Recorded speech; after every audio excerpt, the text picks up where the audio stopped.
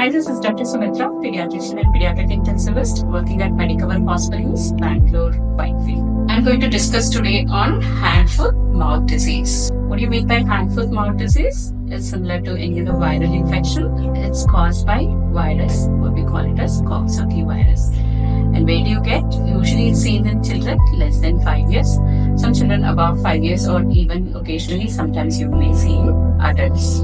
So how does your children present with, or when you know your child is having hand-foot-mouth disease? If your child is developing any of small bubbly water kind of lesions in their hands and it's spreading to their arms, and it's also seen in your soles, legs, and spreading, sometimes it can spread even up to buttocks and in the oral cavity as well as face. If your child is developing any of these lesions in these three areas, that is your hands, foot or mouth, we call it as hand-foot-mouth disease. That's the name comes like hand-foot-mouth. As your child has any other symptoms, yes, your child can also develop fever, especially on day 2 once the lesion starts off. And the fever can range from low grade like 100, or it can increase even up to 101 and 102. Any other symptoms your child can have is, especially if your child is very young, they may have oral lesions which can lead on to painful swallowing. They can present with excessive salivation or drooling of saliva. Some of the small children also have, like they may be crying excessively, maybe because of the painful lesions which is there in the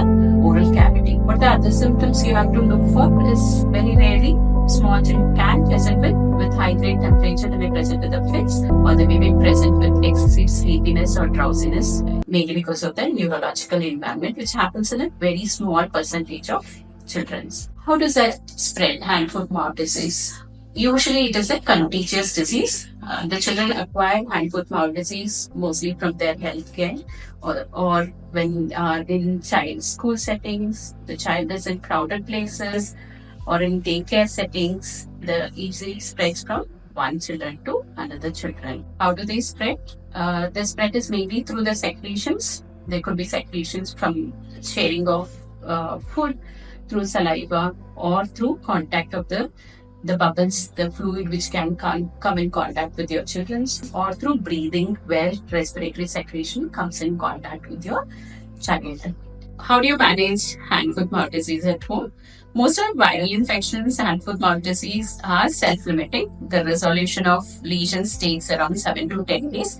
Try avoiding squeezing of lesions, not to apply any of the local home remedies. They resolve without any of the antibiotics. The child doesn't require antibiotic for hand-foot-mouth disease. Make sure your child is well hydrated. Give them plenty of liquids. Avoid hot beverages. Avoid citrus fruit, which can have a burning sensation in the mouth. Try to give soft, bland diet so that the child doesn't have a burning sensation.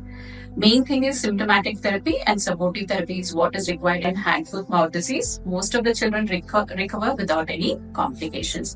When you have to visit pediatrician, if a child has like very high temperature, less than 3-month-old child having this hand-foot-mouth disease, or the child is having fits because of high grade temperature, or hydration is not maintained, your child looks dehydrated, the sunken eyes, your lips looks more dry, or your child has not passed urine for last 6 to 8 hours, it's better visit a pediatrician. Probably we may need admission and start the child on IV fluid.